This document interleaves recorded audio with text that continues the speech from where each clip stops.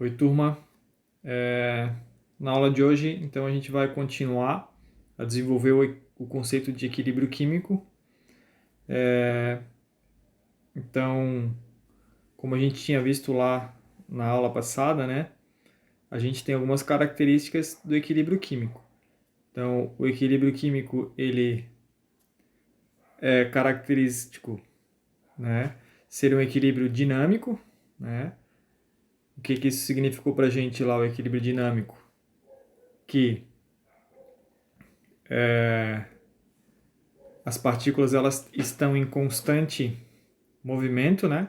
Se a gente for olhar de modo microscópico, então as propriedades microscópicas elas estão em constante evolução, né? Isso significa que as partículas elas não param de se movimentar, né? Se a gente pudesse olhar elas de forma microscópica.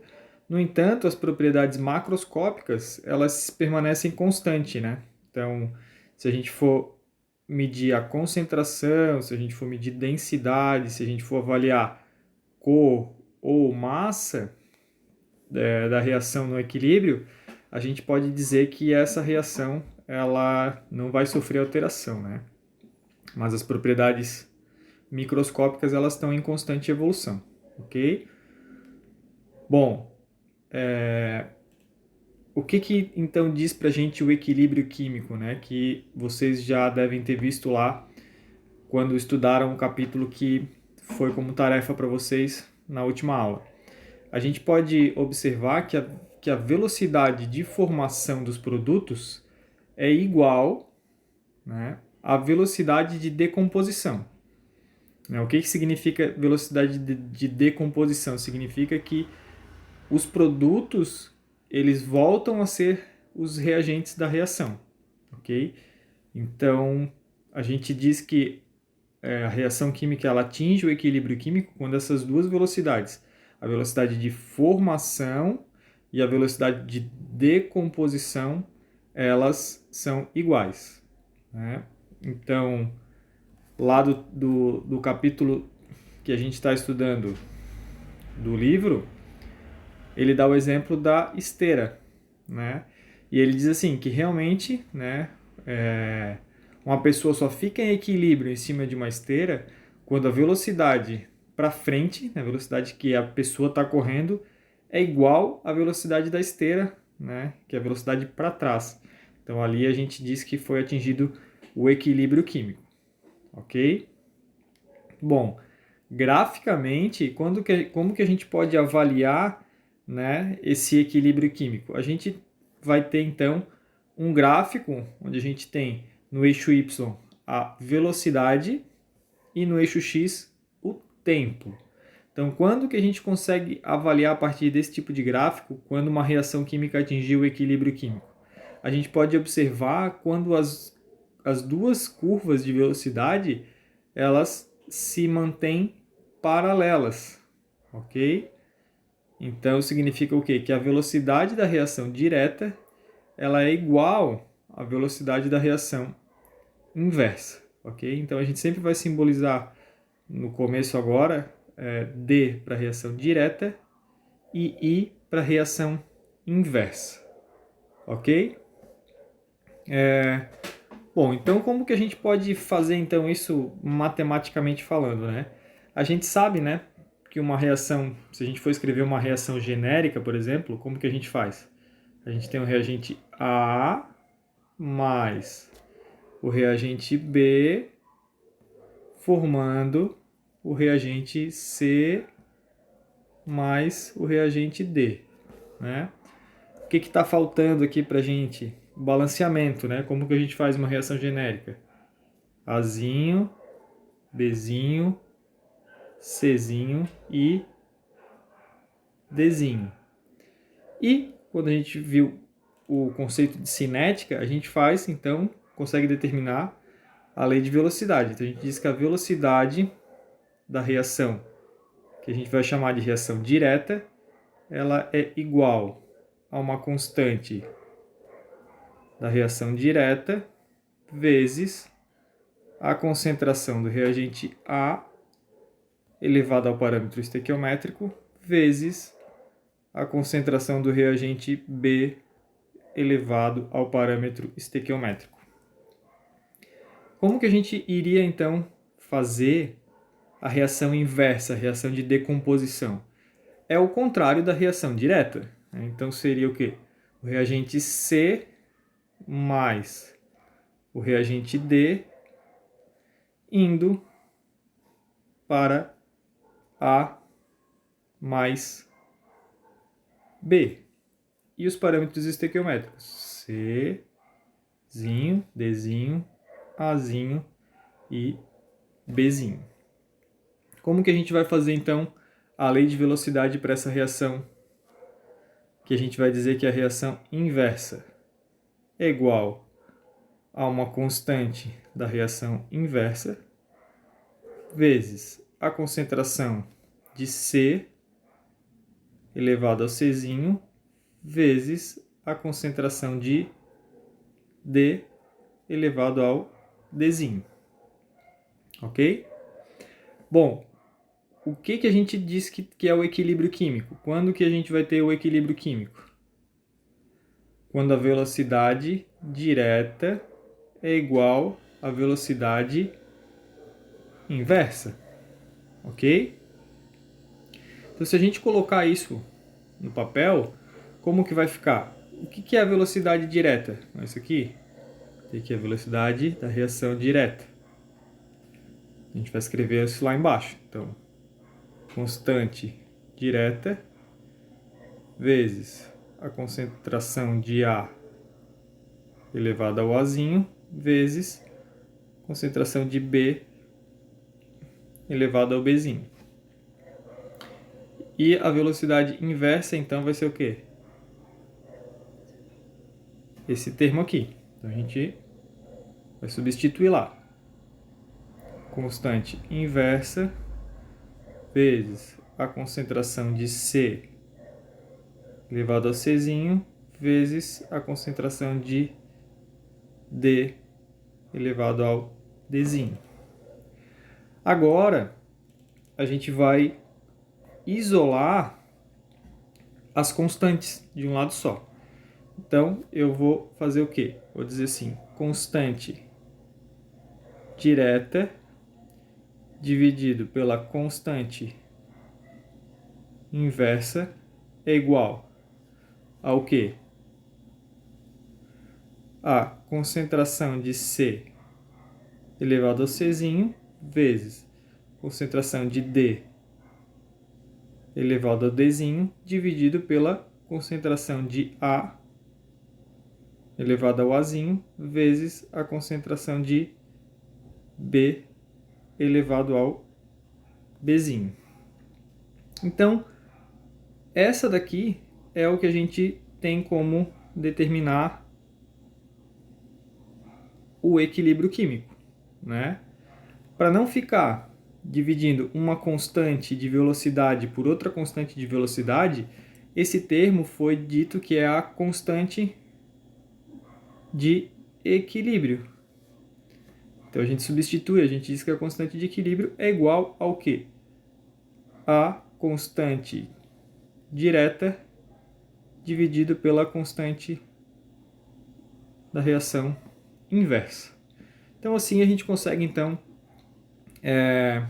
definir, né, a constante de velocidade, conseguir equacionar, né, a constante de velocidade e determinar os parâmetros de concentração dos produtos e dos reagentes quando eles atingiram um equilíbrio químico. Lembrando que a quantidade de produtos e de reagente, né, que é um parâmetro macroscópico, ele não muda no equilíbrio químico, né? Apesar de o equilíbrio químico ser dinâmico, essas propriedades macroscópicas elas se mantêm constantes. Então a gente consegue, a partir dessa dinâmica de determinação, verificar a quantidade de produtos e de reagentes no equilíbrio químico. Ok?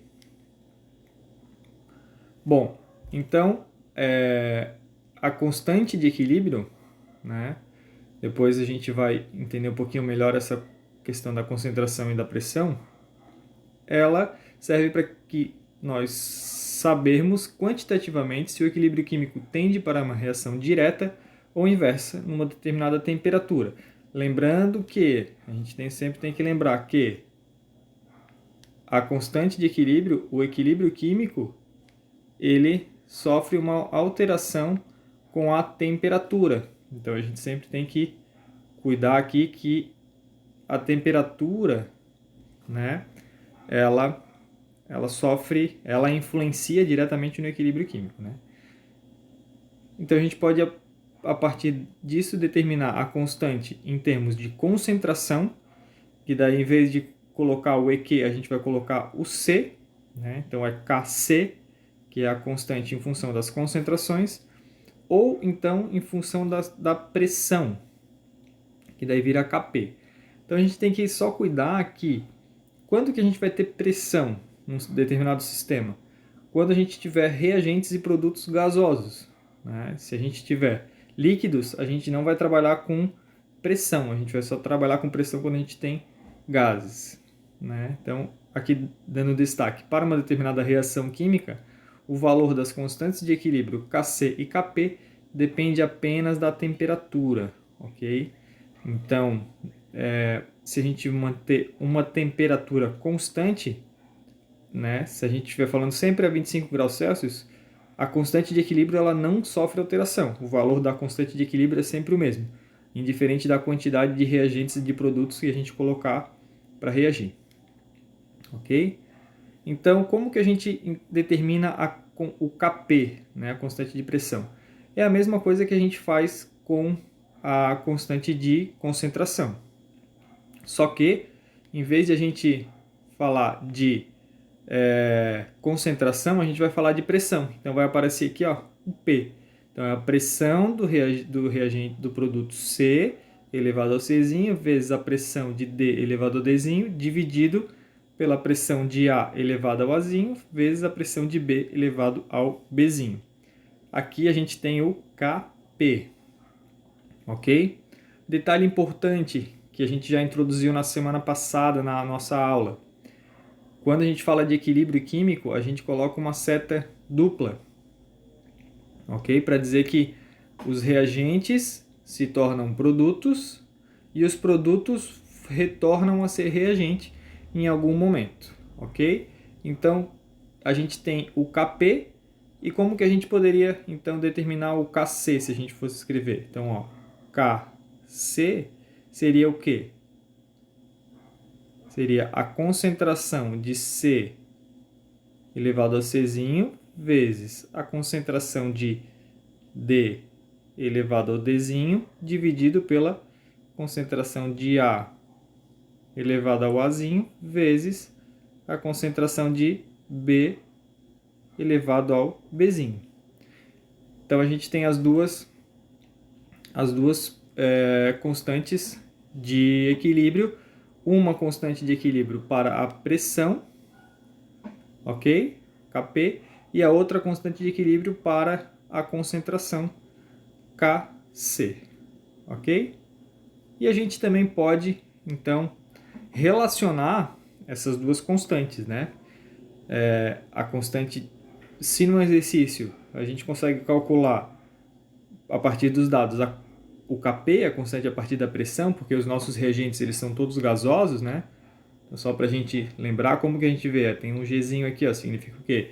Que esse reagente é gasoso, esse também, e esse produto são produtos gasosos. Então a gente pode determinar o Kp, porque os gases a gente facilmente determina a pressão. Mas a gente também consegue relacionar o Kp com o Kc, a partir dessa equação aqui, que diz que o Kp é igual ao Kc vezes R, que é a constante universal dos gases, vezes T, que é a temperatura, elevado aqui, ó, ao ΔN. Lembrando, o que é o N quando a gente fala de química, né? É o número de mols. E aonde que a gente consegue achar o número de mols aqui nessa equação química? São os parâmetros estequiométricos, ok? Azinho, Bzinho, Czinho e o Dzinho. Como que a gente determina variação de alguma coisa? É sempre final menos inicial, né? Então, o que vai ser o ΔN? Vai ser o Czinho mais o Dzinho, ok? Menos a somatória dos reagentes, que é o Azinho mais o Bzinho, ok? Então, produto, né?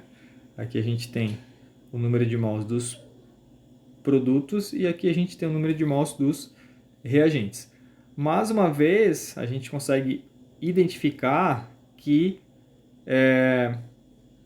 as constantes de equilíbrio elas são função da temperatura. Então, mais uma vez aqui ó, aparece, né, a temperatura como sendo um parâmetro para a gente poder relacionar a constante de pressão com a constante de concentração. Ok?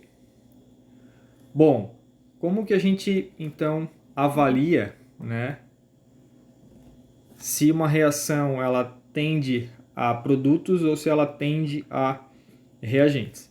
Então, lembrando lá, constante de equilíbrio, né, ela é igual ao que? A concentração dos produtos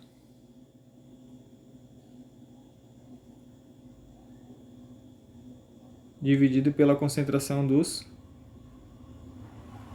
reagentes. Ok? Então, o que a gente vai avaliar? A gente vai avaliar a concentração dos produtos e a concentração dos reagentes.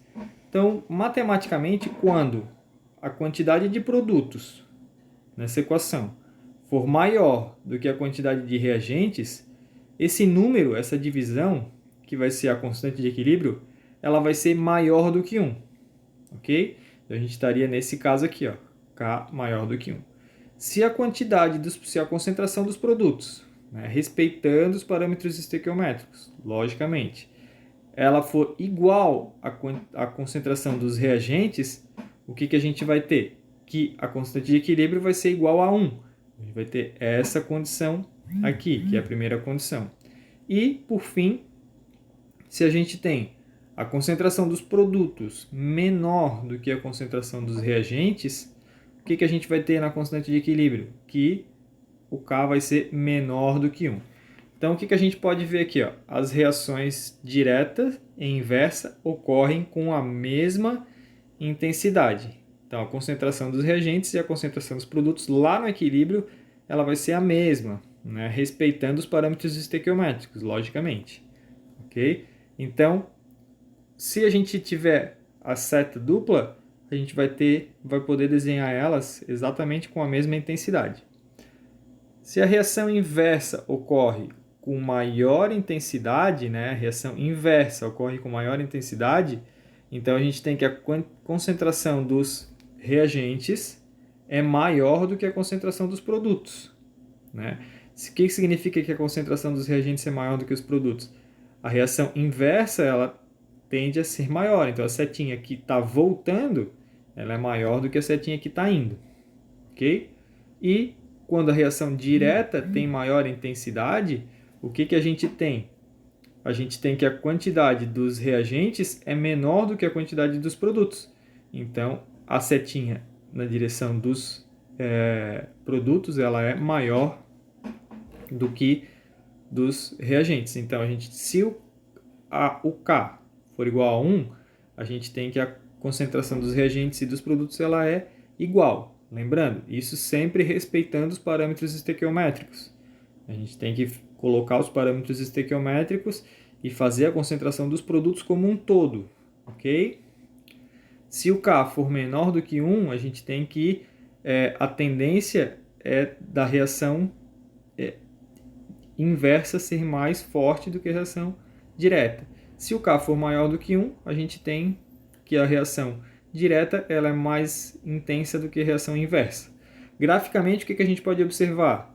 Né? Num gráfico onde a gente tem a concentração em função do tempo, as curvas elas vão ficar, né, a partir do equilíbrio químico, exatamente uma em cima da outra.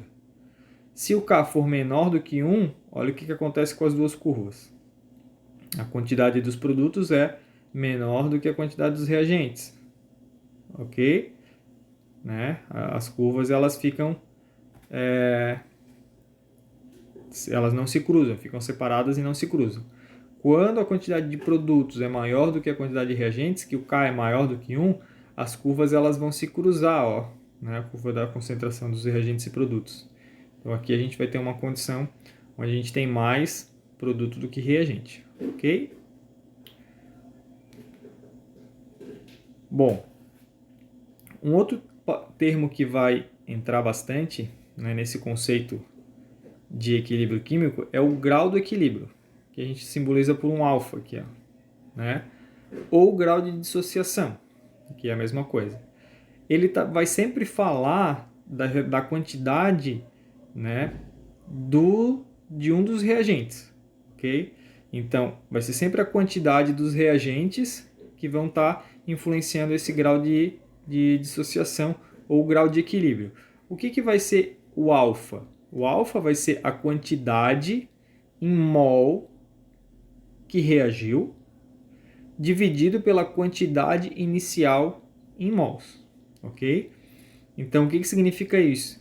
Que a gente vai precisar saber quanto do reagente que foi consumido, quanto do reagente que foi gasto naquela reação, para dividir pela quantidade inicial que foi colocada naquela reação, ok?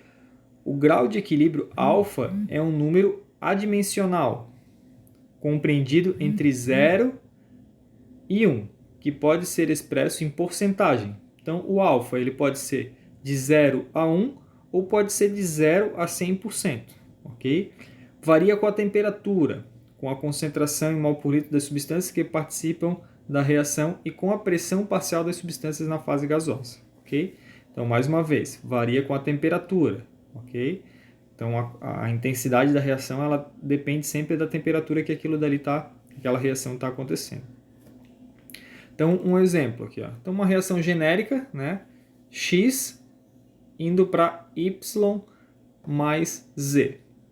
Em que, no início da reação, foram colocados naquele reator 2 mols de Y, de X, desculpa. X é o reagente.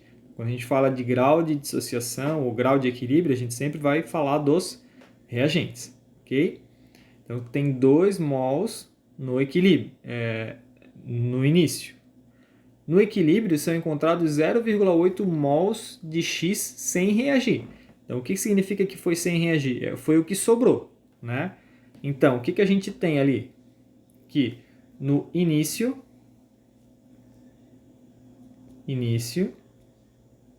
eu tenho 2 mol de X. Ok? No fim, eu tenho quanto? 0,8 mol de X. Ok? Quanto foi que reagiu? Quanto que foi que reagiu? Que é a variação, né? Qual foi o delta dessa reação? Quanto? É o final menos inicial, né? Então, é 0,8 menos 2. Isso aqui vai dar quanto? Vai dar 1,2. Vai ter o sinalzinho negativo, né? Porque é final menos inicial. Só que aqui a gente vai trabalhar com módulo, ok? Por quê? Porque o grau de dissociação ele vai de 0 até 1. Então, quanto que vai ser o grau de dissociação? Né? O grau de dissociação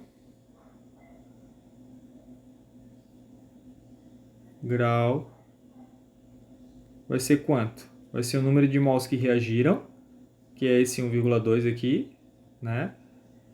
1,2 dividido por 2, ok?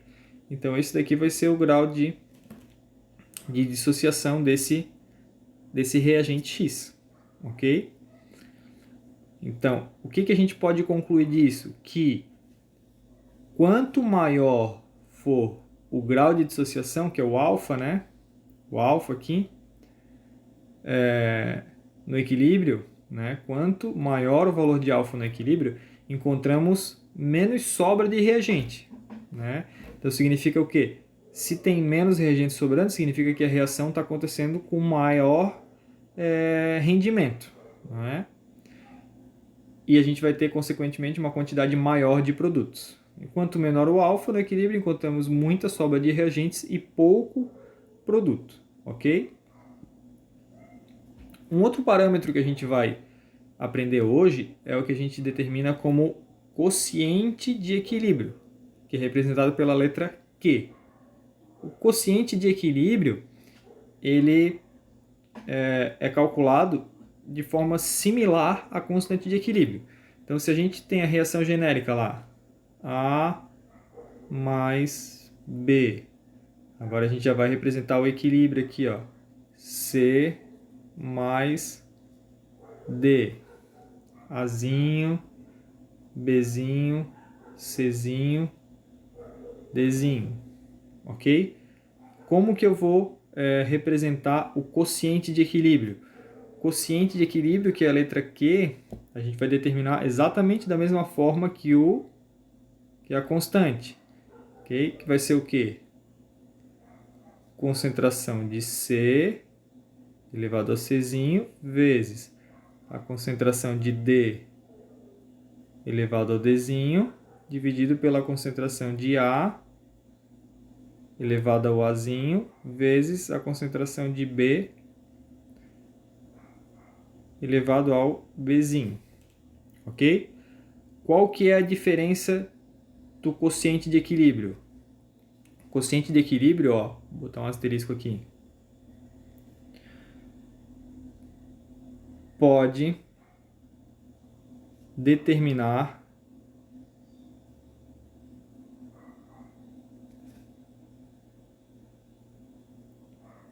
a quantidade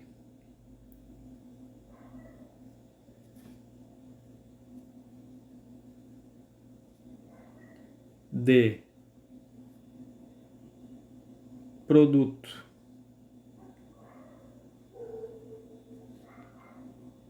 e reagente em qualquer momento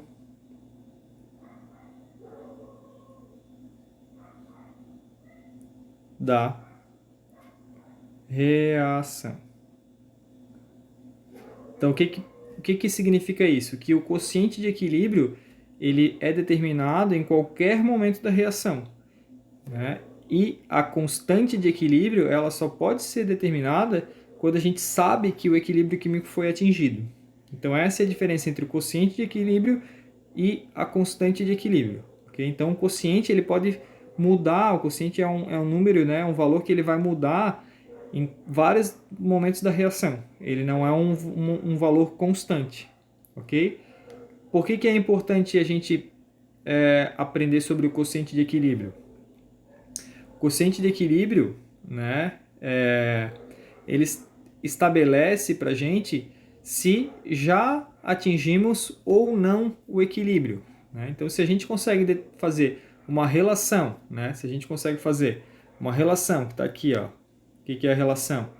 É a divisão entre um parâmetro e outro, ok?